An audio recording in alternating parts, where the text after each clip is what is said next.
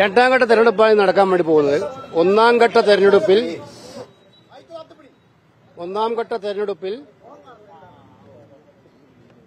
India മുന്നണി, കോൺഗ്രസ് നയിക്കുന്ന India മുന്നണി നന്നായിട്ട് തെരഞ്ഞെടുപ്പിൽ വിജയം നേടാനുള്ള സാഹചര്യം ഉണ്ടായിട്ടുണ്ട്. രണ്ടാം ഘട്ട തെരഞ്ഞെടുപ്പ് ഇന്ന് നടക്കുകയാണ്. ഇന്ന് നടക്കുന്ന തെരഞ്ഞെടുപ്പിലും ഫീൽഡ് റിപ്പോർട്ടുകൾ അനുസരിച്ച് വളരെ നല്ല മികച്ച വിജയം നേടും ഇന്ത്യ മുന്നണി, കോൺഗ്രസ് നയിക്കുന്ന ഇന്ത്യ മുന്നണി. കേരളത്തെ സംബന്ധിച്ചിടത്തോളം കേരളത്തിൽ 20 സീറ്റും ഐക്യജനാധിപത്യ മുന്നണി നേടുന്ന തരംഗമാണ് കേരളത്തിലുള്ളത്. UDF അനുകൂല തരംഗമാണ് കേരളത്തിലുള്ളത്. തീരദേശത്ത് വൻതോതിൽ വോട്ട് ചെയ്യാനായിട്ടുള്ളത് നീണ്ട നേരെയുണ്ട്. ഇത് ആർക്കാണ് അനുകൂലമായി തീരുക? ഒരു സംശയമാണ്. അതുകൊണ്ട് അവർ ഒരു തരംഗം വന്നാൽ ആണ് ഈ വോട്ടിംഗ് നില ശക്തിപ്പെടുക. UDF അനുകൂലമായ തരംഗമുണ്ട്, കോൺഗ്രസിന് അനുകൂലമായ തരംഗമുണ്ട്. ഒരു കാര്യം, ഇന്നലെ സ്ഥിരമായിട്ട് പിണറായി വിജയനും MP ഗോവിന്ദനും എല്ലാം കുറെ നാളായി പറയുന്നത് ഇന്നത്തെ കോൺഗ്രസ് നാളത്തെ BJP എന്നാണ്. പക്ഷെ ഇന്നലെ BJP ഒരു സംസ്ഥാന വൈസ് പ്രസിഡന്റ് തന്നെ പറഞ്ഞിരിക്കുകയാണ്, LDF കൺവീനർ BJP ചർച്ച നടത്തിയ 90% ചർച്ചകൾ പൂർത്തിയായിരുന്നു. പക്ഷെ പിണറായി വിജയന്റെ ഗുണ്ടകൾ ഭീഷണിപ്പെടുത്തിക്കൊണ്ടാണ് പിന്മാറിയെന്ന്. എന്താണ് ഇതിനെക്കുറിച്ച് പറയുന്നത്? അത് ഇത് മാത്രമാണോ? ബംഗാളിലെ CPM ഓഫീസൊക്കെ ഇപ്പൊ എവിടെയാണ്? കംപ്ലീറ്റ് BJP അല്ലേ? അവർക്കെന്ത്? ബംഗാളിലും ത്രിപുരയിലും CPMന്റെ പ്രാദേശിക ഓഫീസ് മുതൽ സ്റ്റേറ്റ് ഓഫീസ് വരെ അത് ഓഫീസ് തന്നെ അങ്ങ് കൺവേർട്ട് ചെയ്തിരിക്കുകയാണ് BJP ഓഫീസായിട്ട്.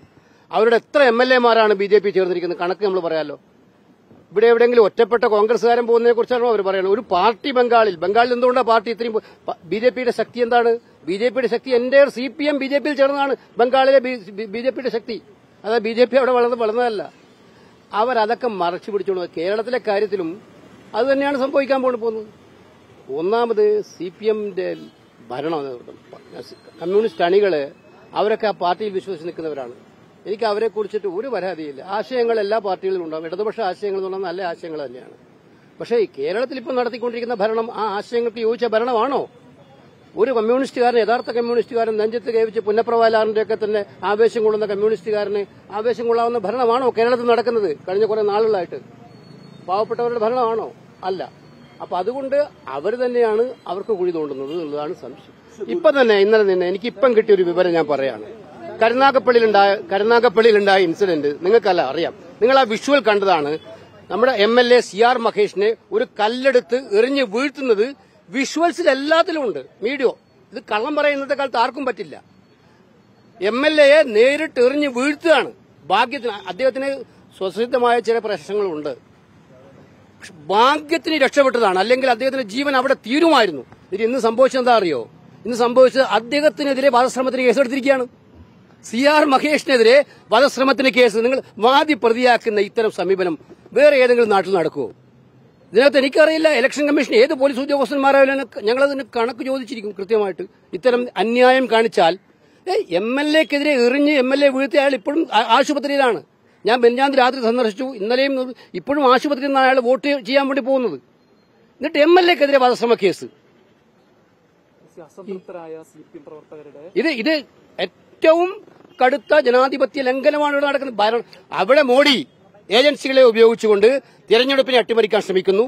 തിരഞ്ഞെടുപ്പ് കമ്മീഷൻ നിശബ്ദത പാലിക്കുന്നു. ഇവിടെ പിണറായി വിജയൻ അതേ തന്ത്രം തന്നെ പയറ്റുകയാണ്. രണ്ടും ഒരു വ്യത്യാസവും ഇല്ല. അസംതൃപ്തരായ CPM പ്രവർത്തകരുടെ വോട്ട് കോൺഗ്രസിന് ലഭിക്കും വിശ്വസിക്കുന്നു? അല്ല. അവർ കമ്മ്യൂണിസ്റ്റ് പാർട്ടിയെ നന്നാക്കാൻ വേണ്ടി വോട്ട് ചെയ്താൽ അതിന് പൂർണ്ണ ഗുണം കിട്ടാൻ വേണ്ടി പോകുന്നത് കോൺഗ്രസിനാണ്. യഥാർത്ഥ കമ്മ്യൂണിസ്റ്റുകാരൻ ഈ കമ്മ്യൂണിസ്റ്റ് പാർട്ടി നന്നാകണമെന്ന് ആഗ്രഹിച്ചിട്ട് വോട്ട് ചെയ്താൽ, ഇപ്രാവശ്യം വോട്ട് ചെയ്താൽ ആ വോട്ട് കോൺഗ്രസിനായിരിക്കും. ആ ആത്മവിശ്വാസം എനിക്കുണ്ട്.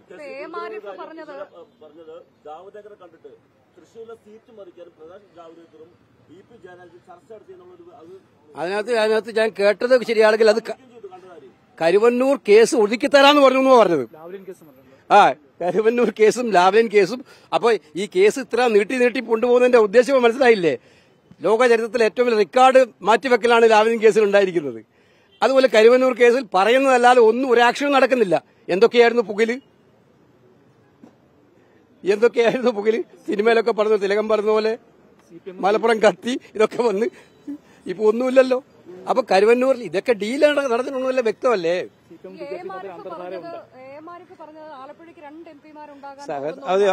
ഇത് ഈ ഇലക്ഷനാണ്. ഈ ഇലക്ഷൻ എന്ന് പറയുന്നത് രാജ്യത്ത് ഭരണമാറ്റത്തിന് വേണ്ടിയിട്ടാണ്. കോൺഗ്രസിന്റെ നേതൃത്വത്തിൽ ഒരു ഗവൺമെന്റ് ഉണ്ടാക്കാൻ വേണ്ടിയുള്ള പോരാട്ടമാണ്. അതാണ് ഞാൻ തുടങ്ങിയത്. ഞങ്ങൾ ഉണ്ടാക്കാൻ പോവാണ്. കോൺഗ്രസ് നയിക്കുന്ന ഒരു ഗവൺമെന്റ് ഇന്ത്യ രാജ്യത്ത് ഉണ്ടാക്കാൻ പോവാണ്. അതിന് ഒരു സംശയവും വേണ്ട. ജൂൺ റിസൾട്ട് പ്രഖ്യാപിക്കുമ്പോൾ അത് വ്യക്തമാകും. കോൺഗ്രസ് നയിക്കുന്ന ഒരു ഗവൺമെന്റ് ദേശീയ തലത്തിൽ ഇന്ത്യ മുന്നണി ഉണ്ടാക്കും. അതിൽ ഏറ്റവും കൂടുതൽ കോൺഗ്രസ് എംപിമാരുമായിട്ട് പോകുന്നത് അതിലൊരാളായിട്ട് പോകാൻ ആലപ്പുഴക്കാർ എന്നെ അനുവദിക്കുമെന്നാണ് എന്റെ വിശ്വാസം. കേരളത്തിൽ CPM BJP തമ്മിൽ ധാരണയുണ്ടാവും. Clear, it is clear. First phase of election already over. We are very much confident about the first phase of election. We are getting maximum number of seats in first phase of election. Today, the second phase of election, the same reports coming from the field that Congress-led India Munani is going to win. Therefore, I am very confident that my appeal to the voters is to come out from the house and vote for democracy. This election is to save democracy, save constitution, save the country. This is what my appeal.